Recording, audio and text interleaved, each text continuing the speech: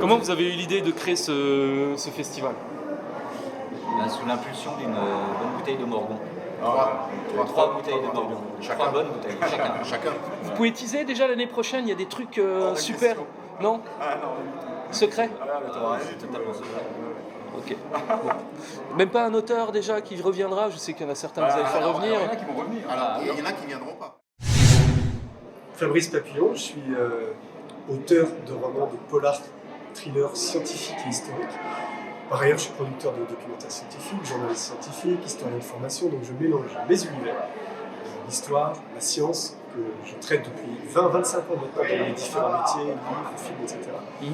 Pour nourrir des vraies intrigues policières très haletantes. J'essaie d'être un peu dans la veine des page turners à l'américaine, c'est ce qui m'inspire en tout cas. Et donc divertir tout en permettant au lecteur d'apprendre des tas de choses, un peu souvent mystérieuses ou étonnantes, mais vraies. Et donc tous mes livres, et notamment le dernier polar qui vient de sortir, Aliéné, Alien sans accent, aliéné, donc à la fois un jeu de mots avec l'idée d'un contexte un petit peu spatial, ovniesque, alien, et en même temps aliéné à quoi, à qui? L'aliénation. Et bien à l'intérieur de ce livre, comme dans les précédents, de l'histoire, de la science, un peu d'ésotérisme. Le festival sans nom, c'est une ineptie totale. D'ailleurs, je pense qu'on devrait l'interdire. Et je me demande pourquoi les CRS ne sont pas encore débarqués pour venir évacuer cette salle inepte avec des auteurs qui n'ont aucun talent. Je trouve quand même que c'est scandaleux de les inviter. Mais à côté de ça, il faut bien reconnaître que les gens sont très gentils, les lecteurs sont extrêmement sympathiques, il y a une ambiance de dingue, et chaque fois, moi c'est que la deuxième fois, mais c'est à nouveau, comme la dernière fois, une ambiance de dingue, des moments de rire, des moments d'amitié très forts, et ça fait partie des festivals où il y a le plus d'attachement. Et de sentiments, de bons moments partagés.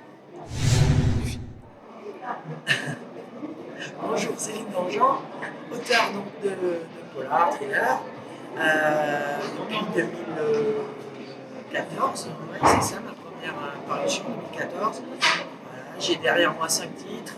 Voulez-vous tuer avec moi ce soir? Les filles de Cali, les Cheptel, de l'amnésie, le cercle des monstres. Et voilà, donc, et le prochain qui sortira au mois de mars 2022. Voilà. Bon, on mange bien, on boit trop, l'hôtel est plutôt sympa, les organisateurs aussi. Il y avait plein d'activités, dont un footing ce matin. C'est le seul point noir. À 8h du mat, un footing de remise en forme après une soirée hyper arrosée. Ça, c'était vraiment. D'ailleurs, il n'y avait pas beaucoup de participants. Hein. J'ai remarqué, c'était vraiment les survivants ou les faillots. Voilà, option numéro 2. Donc, ne faisant partie ni des survivants ni des faillots, je les ai regardés partir courir. Voilà, c'est le seul point noir du festival. Sinon, non, c'est sympa, super accueil, bonne ambiance. Et là, je reviendrai si on m'invite, hein, bien sûr. C'était mon premier, hein, pour te dire. Bonjour, je m'appelle Xavier Muller. Et je suis à Mulhouse pour présenter la suite de mon roman Erectus, l'armée de Darwin.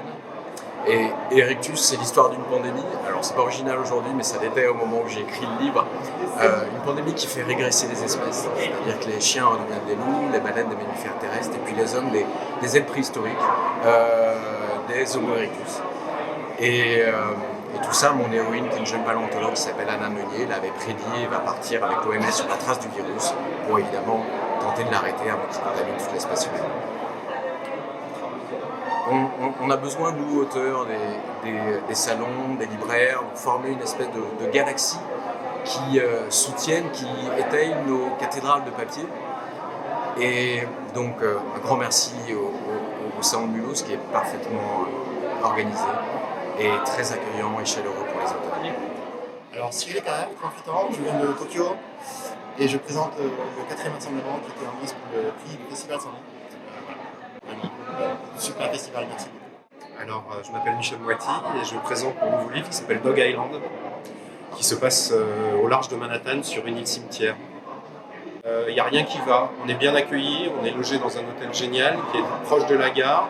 On a été invité dans un super endroit près du zoo pour dîner dans un excellent restaurant. Les gens sont atrocement sympathiques, donc il n'est pas question que je revienne ici.